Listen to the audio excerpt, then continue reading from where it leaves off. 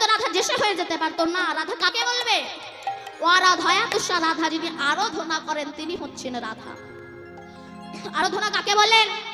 আপনি ব্রহ্ম মুহূর্ত উঠে স্নান করুন, স্নান করে পদ্মাসনে বসে যান। পদ্মাসনে বসে গিয়ে কুলকুলন্ডিনী শক্তিকে জাগ্রত করে মণিপুর মূলাধার আগ্রা চক্র সতীশ্বানকে ভেদ করে 21,600 বার শ্বাসকে কন্ট্রোল করে 7 ফোঁটা রক্ত ভিয়ান করে যে 1 ফোঁটা শক্তিবিন্দু তৈরি হয়, যেটাকে ব্রহ্মবস্তু বলা হয়, সেটাকে নিম্নগামী বাদ দিয়ে শ্বাসের দ্বারা যিনি ঊর্ধ্বগামী করে শত সহস্র পদে ধারণ করে রাখতে পারে, মহাজন তাকে রাধা নামে আখ্যা দিয়েছে। দেখুন, সংসারের মধ্যে থেকেও কিন্তু গোবিন্দকে ভজনা করা যায়, তাই না?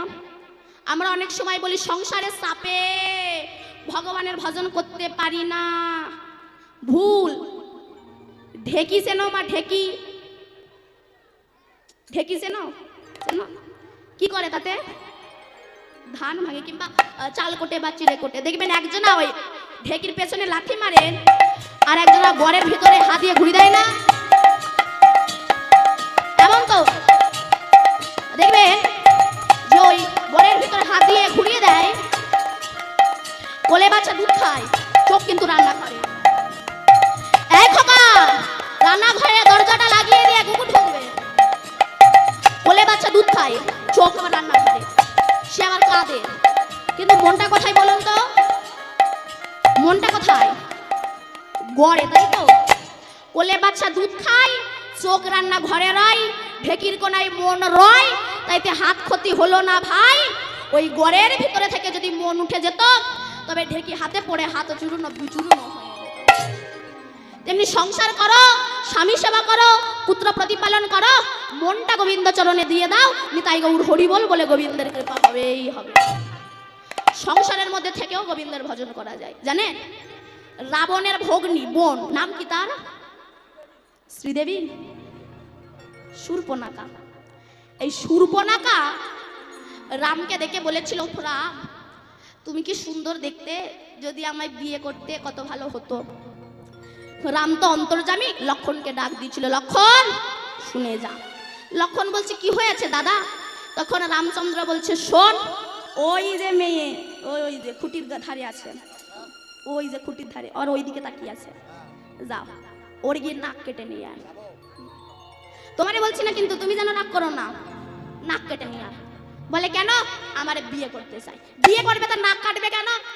রামচন্দ্র বলছে, নাক কেটে অ্যাডভান্স বুক করে রাখছি, মানে রুমাল দিয়ে বাসে সিট ধরে রাখছি, ওই সিটে আর কেউ বসতে পারবে না। তো এই যে নাক কেটে ছেড়ে দিলাম, ওই অবস্থায় লঙ্কায় ফিরে যাবে, ফিরে গিয়ে অন্য কোনো পুরুষের গলায় মালা দিতে পারবে না, আমার অপেক্ষায় থাকবে। ওই শূর্পণখা আগত দাপর যুগে কৃষ্ণ অবতারে মথুরায় কুব্জা হয়ে জন্মাবে, ওর গলায় মালা দিয়ে নিতাই গৌর হরি বলে বলে ওর মনোবাসনা আমি পূর্ণ করে দেব। যে যথমাং প্রবর্তন্তে তামস্তাতা বৈ ভজম। তাই রাধারানী বলছে, সখী আমার তো বাদিনীর ঘর, একটু রাত হোক। যেই না একটু রাত হয়েছে, রাধারানী এবার সখীদেরকে সঙ্গে করে নিয়ে কৃষ্ণ দর্শনে চলেছে। মনে আনন্দ আর করছে না। যাচ্ছে, ভাবটা কেমন? যাচ্ছেন তো সখীদেরকে সঙ্গে করে নিয়ে।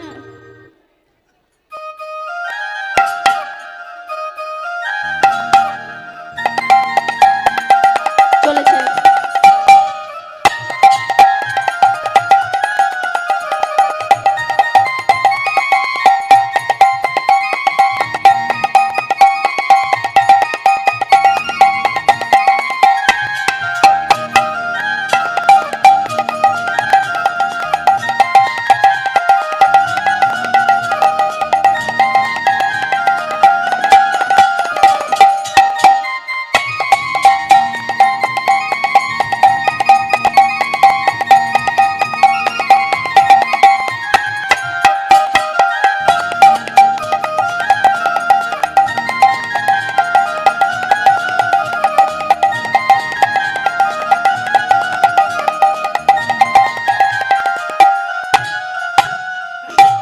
রাধারানী যাচ্ছে, ভাবটা কেমন?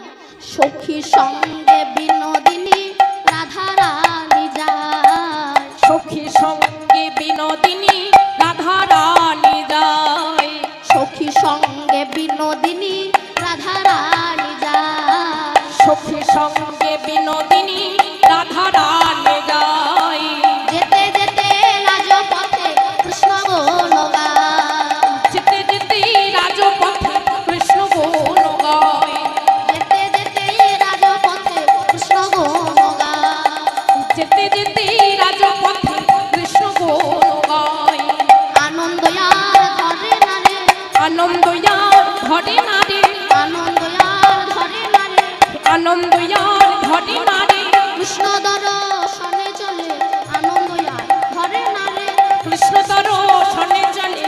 আনন্দ আর ধরে আরে। রাধারানী যাচ্ছেন, ভাবটা কেমন না তপন তাপিত কত কুশাঙ্কর শত শত ছেদিয়া ভেদিছে রাঙা পায়। কুশাঙ্কুর, কুশাঙ্কুর মানে কি বলুন তো মা? আস্তে কথা নয়, কুশাঙ্কুর মানে কুশ ঘাস চেনেন? কুশ ঘাস যখন বালির ওপর দিয়ে ফোটে বেল কাটার মতো শক্ত হয় না, তাই রাধারানীর পায়ে ফুটেছে।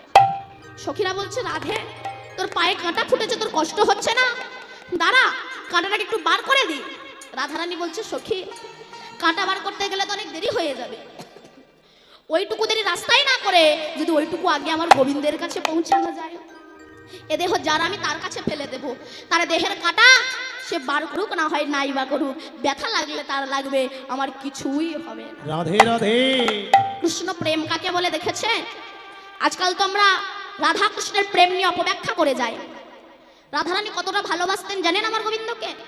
শোনো, কেমন ভালোবাসতেন গোবিন্দকে সেটাই বলছি, শোনো। যখন আমার গোবিন্দ প্রতিদিন দ্বারকায় দন্তমার্জন করে বসতেন, আর প্রতিদিন রুক্মিণী এক গ্লাস করে গরম দুধ আমার গোবিন্দকে দিতেন, তা আজ দুধটা একটু বেশি গরম হয়ে গিয়েছে। এটা রুক্মিণী ভালোভাবে জানতো না, আর ভগবান ভক্তের দেওয়া বস্তু তো কখনো চেক করে খায় না, লবণ হলো কি হলো না, ঝাল হলো কি হলো না, তেল হলো কি হলো না, অত চেক করে খায় না। ভক্ত দিয়েছে, ভগবান খাবে। যেমন সনাতন গোস্বামী পাদ শাক রান্না করে দিয়েছে, তার লবণ দেয়নি। তা ভগবান মদন গোপাল বলছে, সনাতন শাক রান্না করলি ভালো, একটু লবণ দিলি না? সনাতন বলছে, দেখো আমি গরিব মানুষ, আমার লবণ কেনার পয়সা নাই, যদি লবণ খেতে ইচ্ছা করে তবে বড় লোকের বাড়ি যাও। বলি, না না বাবা, তুই যা দিবি আমি তাই খাবো। পরের দিন কি হয়েছিল? বিশাল লবণে জাহাজ আটকে গিয়েছিল না? তা ভগবান ভক্তের দেওয়া বস্তু চেক করে খায় না, ভক্ত দিয়েছে ভগবান খাবে। যেই খেয়েছে সঙ্গে সঙ্গে গোবিন্দের গাল পুড়ে গিয়েছে। যেই গাল পুড়ে গিয়েছে অমনি কৃষ্ণ হা রাধে হা রাধে হা রাধে বলে উঠেছে। যেই হা রাধে বলে উঠেছে, সেই সময় রুক্মিণী গোবিন্দকে প্রশ্ন করছে, আচ্ছা কৃষ্ণ, আমরা তো তোমার এতজন মহিষী আছি, তা আমাদের কি কি তোমার পছন্দ হয় না? তুমি সর্বক্ষণ রাধা রাধা রাধা রাধা রাধা রাধা করো। এই রাধাটা কে? কোন নায়িকা কিংবা স্ত্রী তার স্বামীকে জিজ্ঞাসা করে, আমার মধ্যে কি নাই যা ওর মধ্যে আছে যে তুমি ওকে এত ভালোবাসো? তো রাধারানী রুক্মিণী বলছে, আমাদের মধ্যে কি নাই যা রাধার মধ্যে আছে যে তুমি রাধাকে এত ভালোবাসো? গোবিন্দ বলছে, রুক্মিণী তুমি কি কোনোদিনও রাধাকে দেখেছো? বলে, না তো। বলে, আগে যাও, গিয়ে দেখো, তারপরে বলবে। রুক্মিণী তখন বৃন্দাবনের পথে চলেছে, মনে মনে ভাবছে গাল পুড়ে গিয়েছে, তবু কৃষ্ণ রাধে রাধে বলছে, না জানি রাধাটা কে, আমাকে দেখতেই হবে। এই বলে চলেছে, হে বৃষভানু রাজনন্দিনী রাধারানী, হে কৃষ্ণ সুখ প্রদায়িনী রাধারানী, হে কৃষ্ণ বৃক্ষ বিলাসিনী রাধারানী, দেখা দাও বলে বৃন্দাবনের পথে চলেছে। যেতে যেতে দেখছে একজন অপূর্ব সুন্দরী নারী দাঁড়িয়ে আছে। যেই না রুক্মিণী তাকে নিয়ে প্রণাম করতে যাবে, সেই অপূর্ব সুন্দরী নারী বলছে, হা হা, প্রণাম করো না, তুমি যাকে প্রণাম করছো ভাবছো আমি সে নই, আমি সেই শ্রীমতী রাধার শ্রীচরণের দাসী ললিতা সখী। তখন রুক্মিণী বলছে, হা, যা রাধার যা সখী এত সুন্দর দেখতে, না জানি সে কত সুন্দর দেখতে হবে। তো রুক্মিণী ললিতাকে বলছে, বলতে পারো ললিতা সখী, কোথায় গেলে একটু রাধা রানীর দেখা পাবো? ললিতা বললেন, এই পথ ধরে চলে যাও, এই পথ ধরে গেলে তোমাকে 7টা দ্বার ভেদ করতে হবে, আর প্রতিটা দ্বারে আমার মধ্যে একটা করে সখী দাঁড়িয়ে আছে। তাহলে রাধা কি অত সস্তা বস্তু? তাহলে তো রাধা জেসে হয়ে যেতে পারতো না। রাধা কাকে বলবে? ও রাধায়া তুষা রাধা, যিনি আরাধনা করেন তিনি হচ্ছেন রাধা। আরাধনা কাকে বললেন? আপনি ব্রহ্ম মুহূর্ত উঠে স্নান করুন, স্নান করে পদ্মাসনে বসে যান, পদ্মাসনে বসে গিয়ে কুলকুলন্দিনী শক্তিকে জাগ্রত করে মণিপুর মূলাধার আগ্রা চক্র সতীশ্বানকে ভেদ করে 21,600 শ্বাসকে কন্ট্রোল করে 7 ফোঁটা রক্ত ভিয়ান করে যে 1 ফোঁটা শক্তিবিন্দু তৈরি হয়, যেটাকে ব্রহ্মবস্তু বলা হয়, সেটাকে নিম্নগামী বাদ দিয়ে শ্বাসের দ্বারা যিনি ঊর্ধ্বগামী করে শত সহস্র পদে ধারণ করে রাখতে পারে, মহাজন তাকে রাধা নামে আখ্যা দিয়েছে।